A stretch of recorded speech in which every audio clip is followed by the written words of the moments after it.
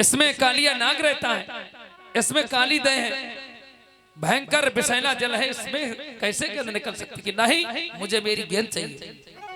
जब ऐसा कहा भगवान कन्हैया दौड़ने लगे और श्री दामा भी पीछे।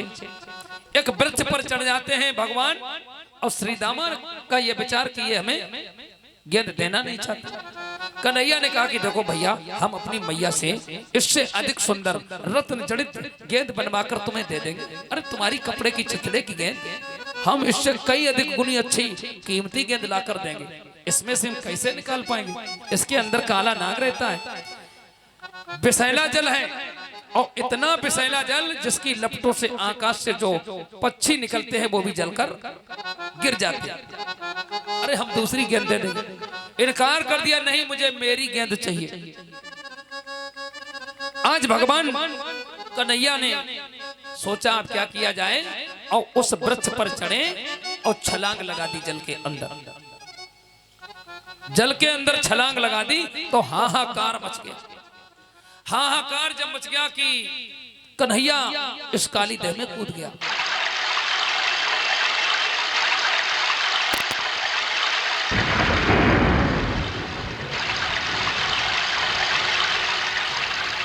अब सारे ब्रज के निवासी श्री दामा से कहने लगे, भला बुरा, दुष्ट है तू, पागल है, बेवकूफ हो गया तूने कन्हैया को अपनी एक जरा सी गेंद के लिए इस गहरे जल में डुबो दिया। हमारी आंखों का तारा चला गया। कन्हैया हम सबकी आंखों का तारा था और इतना सुंदर था, नंद बाबा का लाला, इतना प्राण प्यारा कन्हैया हम सबके बीच से अब चला गया, कभी नहीं आएगा। किन्हीं किन्हीं ग्वाल बालों ने नंद बाबा यशोदा को खबर दी कि कन्हैया जल में डूब गया, काली दह में डूब गया है। और जैसे नंद बाबा ने सुना तो विचार किया, काली दह, इसमें तो कालिया नाग रहता है, अब हमारा लाला वापस नहीं आएगा। ब्रज के लोग भला बुरा कहने लगे श्री दामा से। अब श्री दामा भी घबराने लगा कि कार्य तो बहुत गलत हो गया, क्या किया जाए। भगवान कन्हैया ने जल के अंदर जैसे ही गए और सीधे पहुंच जाते जहां कालिया नाग था। काली दह का मतलब आप लोग समझते हैं परीक्षित जी? काली दह, दह मीन्स क्या होता है? इतने लोग बैठे, बताओ कुछ। दह मीन्स, दह का मतलब क्या होता है? क्या? जल। जोर से बोलो भाई। आग नहीं, दह मीन्स, दह मीन्स, दह मीन्स गड्ढा होता है, गड्ढा। काली दह, दह मीन्स गड्ढा। और काली दह क्यों नाम पड़ा इसका? कथा को समझते चलो। कालिया नाग रहने के कारण, जिस गड्ढे में कालिया नाग रहने लगा उसके कारण नाम पड़ा काली दह। और सभी जानते हैं कि कालिया नाग जो है काला नाग है। काला नाग जल में रहता है, जल में रहता है? नहीं रहता। तो ये जल में कैसे रह रहा है भाई?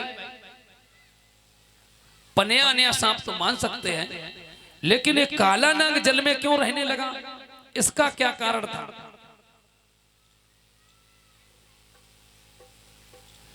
हम बताएंगे, जितना भाई जानते उतना प्रयास कर रहे हैं।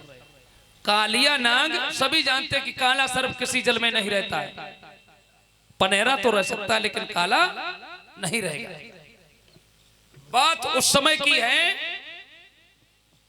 एक बार रमणक द्वीप में सभी सर्प रहते थे और भगवान विष्णु का वाहन गरुड़,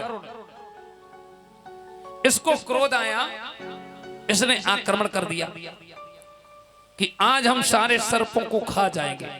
सभी जानते हैं गरुड़ और सर्प का विरोध है। अब सारे सर्प घबराए कि गरुड़ आया तो अब हम लोग बच नहीं पाएंगे, तो फन पटकने लगे अपनी अपनी बिलों से बाहर, सर पटकने लगे और कहा महाराज आज ही सब लोगों को खा जाओगे तो कल क्या खाओगे, क्योंकि गरुड़ का भोजन है सर्प। आज खा जाओगे तो कल क्या खाओगे? तो फिर कि महाराज ऐसा करो, एक एक करके खाओ। हम लोग एक सर्प तुम्हारे यहां प्रतिदिन आएगा, आप उसका भोजन कर ले।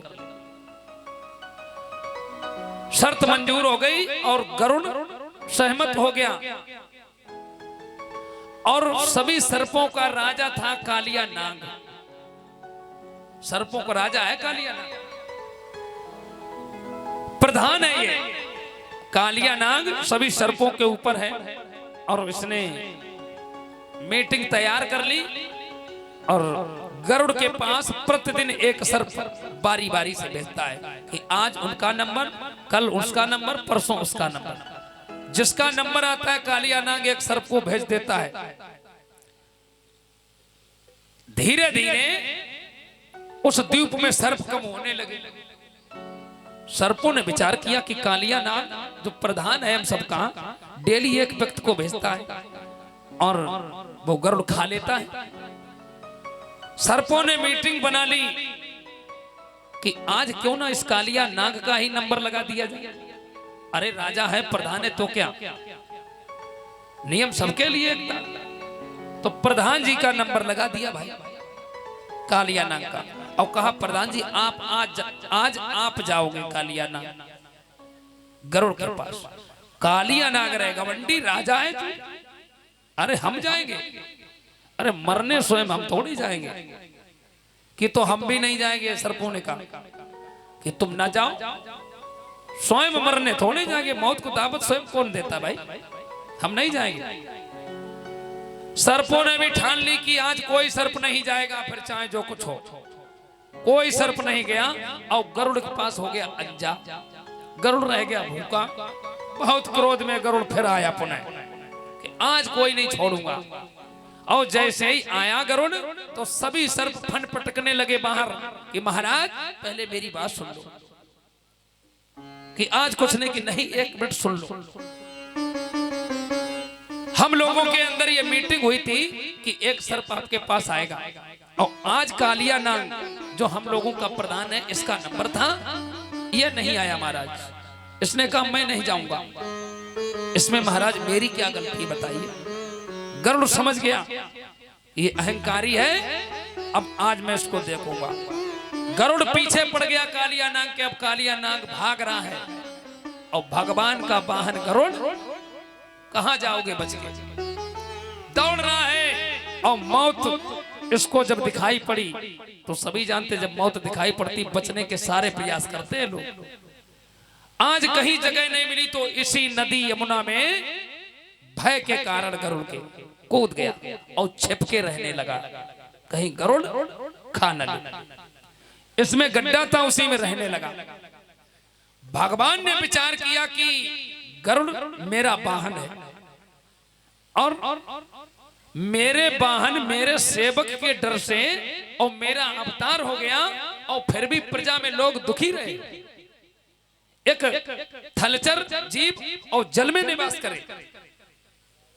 भगवान का अवतार होने के बाद भी अगर कोई दुखी हो तो बहुत ताज्जुब की बात।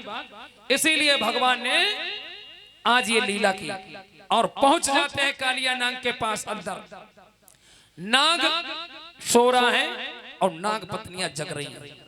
कालिया नाग पत्नियां जग रही हैं। देखा कि ये छोटा सा काला काला बालक कौन आया, कि कहां से आए हो, निकल जाओ यहां से, हमारा नाग जग गया तो खा लेगा, आप नीले से पीले हो जाओगे।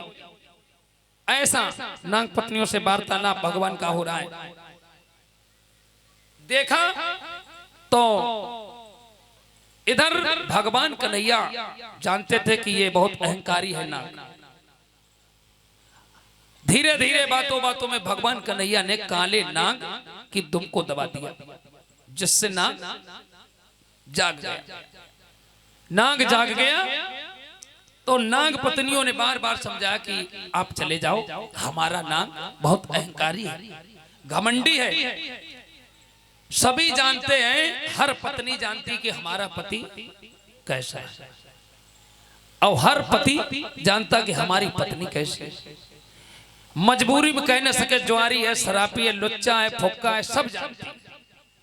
लेकिन संबंध ऐसा है।